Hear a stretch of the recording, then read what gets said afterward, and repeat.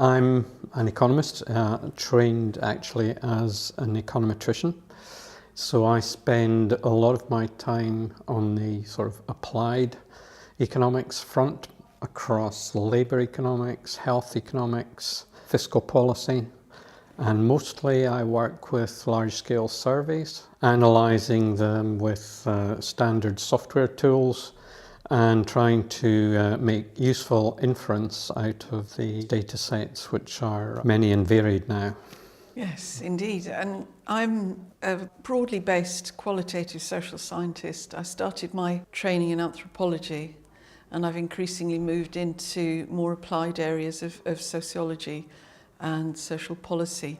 I use, as I say, qualitative methods, and those can be anything from a very broad-based ethnographic approach to much more structured questionnaire or interview approaches. We've worked together, of course, many times, bringing together the qualitative and the quantitative side of things, and I think that's a very good area to be working in because it enables you to generate insights that as particularly focused research you don't necessarily get from your own methods. For me, it's about questioning the data and whether we're getting the kind of data that we really want to answer the questions that we're interested in. And we have examples in the past where joint working has helped us kind of fine-tune our work in terms of finding out what it is that we really need to work on. Well, absolutely. And I think there's a lot of qualitative researchers who perhaps assume that somehow for policymakers that the quantitative is God and the quantitative is unquestionable and unquestioned, and quantitative researchers are not critical about the data that they use, and that is patently not the case. And I think one of the ways in which that questioning can be supported, as you say, is by bringing different methods together. I suppose the main area that we've worked together is on care, or social care as it's called now. You know, the policy context of that is pretty apparent if you watch any news bulletin, because of the issues around the health service and the difficulties of finding appropriate settings for older people mainly, moving out of hospital into what's called social care, and the provision of that care is an area that we started collaborating in, and it's economically very important. Social care costs about 2% of GDP. It also poses lots and lots of social issues. The starting point for our work was the policy of free personal care, which was brought into Scotland quite early on after devolution, and began to suggest that Scotland was going to diverge from the rest of the UK in terms of policy and become some kind of natural laboratory or testing ground for new ideas. So we did some work for the Joseph Rowntree Foundation looking at what the costs of free personal care were going to be, but also trying to unpick what difference it really would make in terms of people receiving care in their homes, and also for people who were supplying care on an unpaid basis, family caregivers or informal caregivers. Even if you take it in a simple metric such as what would it cost to replace unpaid carers with professional paid carers, the implications for the public finances are fairly horrifying. Yeah, absolutely. And one of the great fears when free personal care was brought in was that all the unpaid carers would stop supporting the older people that they were looking for, because suddenly there was a free service that they could down tools and take advantage of. Yeah. A lot of economists working sort of at a theoretical level expected that there would be extensive substitution between paid and unpaid carers once free personal care was introduced, and we started to look at that. And I was using a large-scale survey, but when you look at the questions in relation to the provision of unpaid care, it's pretty broad, the type of question that's asked. Do you provide care? How many hours of care do you provide? And the question about substitution wasn't that clear because care isn't a single service that's provided, but because people want all kinds of different things. So there's a very great need then to understand qualitatively what care is, what the people doing it consider their obligations to be, and in a very important sense, how they feel about it. And one of the things we found was that how they feel about it is particularly important, and they qualitatively explained that they were doing it for all sorts of reasons. There were certain things that they absolutely had to do because the person just couldn't do it by themselves, and on some occasions those were so pressing that they just crowded everything else out. The unpaid carers, generally speaking, welcomed the free personal care because this crowding out effect was then somewhat reduced. They could get somebody else to be going around doing the bathing and so on. So actually the quantity of work that the unpaid carers seemed to be doing qualitatively didn't seem to reduce. It was that they started to do different things. So the overall amount of support that older people were receiving actually increased against the prediction of it staying the same due to substitution. Yeah, our notion was that care is a bundle of services, and what we saw was a switching from more direct forms of care to the more ancillary things like organising the person's finances, doing the shopping, that sort of thing. But a number of people who described themselves as carers didn't really fall.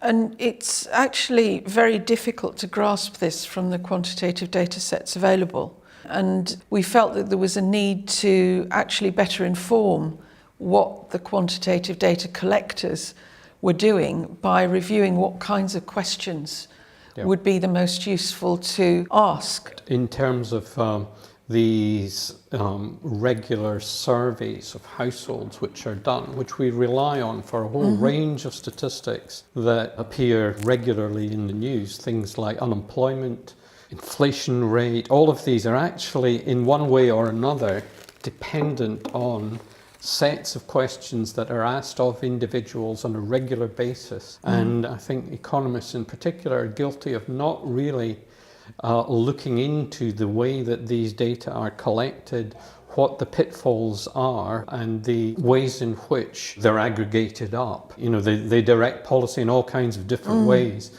We're too unquestioning about the basis on which the data are collected. And there are indications in our qualitative work of some of the deficiencies of that kind of data. So we did some quite detailed work with people who were doing really a lot of care, 24/7. And one of the first things you find is it's actually very difficult to work with those people who are as committed as that because they just don't have time to provide answers to questions. And it's highly likely that in the very large data sets, those people are simply not there. Yeah. And yet they are the people who are doing the biggest job of all, and possibly the people who, from a policy point of view, need the most support, and who, if they fall over, the people from whom they care will make the biggest demands on services.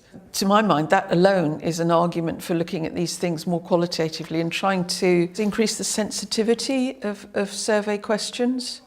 Yeah, I mean, there's increasing the sensitivity. There's also trying as hard as possible to get a representative sample. Yes. Well, I've got a set of interviewers out in the field at the moment, and we're just looking at the kinds of data we're getting in and realising that the sample we've collected so far isn't terribly representative. Now, there are always ways of correcting for that, but it's sometimes very dangerous because, as you say, certain groups will be partially excluded or almost completely excluded due to the circumstances in which they find themselves. So how would you, in developing a survey, introduce good ways of finding out about people who support each other rather than simply a person giving care to another person? Probably to start with a small group of individuals who are willing to spend a bit of time with you explaining how this interaction works, and on the basis of that develop a set of metrics based on hopefully a not too onerous interview probably of both partners in this venture, and then rolling them out into a large scale survey so that you get some kind of notion of the overall scale of this activity, and over time you'll be able to develop estimates of trends and try to project those trends. More researchers are more open to these kinds of collaborations as well. There was a time when you would teach undergraduate sociology and you would teach that the epistemological foundations of quantitative research were completely different from those of qualitative research. There's a growing literature now which is seriously challenging that. I think that's a debate that will continue, but clearly with those external pressures, it's something that social scientists are going to have to come to terms with. Economists increasingly have been working not only with sociologists but political scientists, and that comes up at the interface, say, between intergovernmental relations and fiscal policy, which I've been involved with a bit, and also with psychology. So some of my colleagues are very interested in behavioural economics, which draws a lot of its foundations on psychology and the theories that have developed in that discipline. I guess this is the way of the future. I don't think it's without challenges. The languages of the different disciplines are still not entirely together. I think we probably often talk about things that the other one thinks, what are they on about? Yeah. And if you produce a huge equation, it's just going to be completely over my head. If I were to produce a detailed conversational analysis, you'd probably think I'd gone off in a boat somewhere. But there's enough examples now to show that it's productive and worthwhile. Yeah, I mean, there are enough points of contact. Yes. And that the collaborations certainly have a future. If somebody's doing a PhD in sociology, social policy, that kind of area, they need these days to be aware that mixed methods is a growing kind of approach. Whether it's practical in every case for them to actually do a mixed method study, I think, is a question, because if they want to analyse a large data set, say, that in itself can constitute a whole PhD, and similarly, an in-depth qualitative piece of work is also going to probably be enough to do the whole thing. But in terms of paying attention to the other possibilities, they should use literature to inform what they're doing, or maybe talk to somebody who's doing a quantitative or a qualitative project in a similar area to try and make sure that they really interrogate what they're doing properly, and that they are aware that what difference it might make if they were to have some large-scale data, or if they were to have some smaller-scale qualitative data. In many cases, funding bodies are looking for analysis which encompasses different approaches to the research issue or policy issue. It's perhaps not the case that journals are quite as focused on the multidisciplinary approach, and it's not impossible, but it is tricky, and something to do perhaps with the history of the disciplines. I think that's probably less the case to the other social sciences. A journal like Ageing and Society, for example, will look at multidisciplinary work more readily, but it's often a bit of a challenge to persuade the reviewers that you have genuinely brought the approaches together and you have genuinely generated new insights, because they still tend to be sort of automatically sceptical about one end of things. I've certainly known of colleagues who've had difficulties publishing their work because they'll send it to an economics journal which will say it's not economic enough, or you haven't deconstructed it enough. Yeah, that sort of thing. I've experienced that with an article. So it has its challenges, but new generations of academics will start new journals. Yeah. The world does change, and some people are worried about their disciplinary identities. And I think it's very important, as somebody who has moved between disciplines during the course of my career, for people to understand that, of course, the discipline is historically specific. I actually went to university to study natural philosophy, which people now know as physics. And this is part of the historical development of different subjects. Their names change, exactly what they're studying changes over time, and it's a natural process of evolution.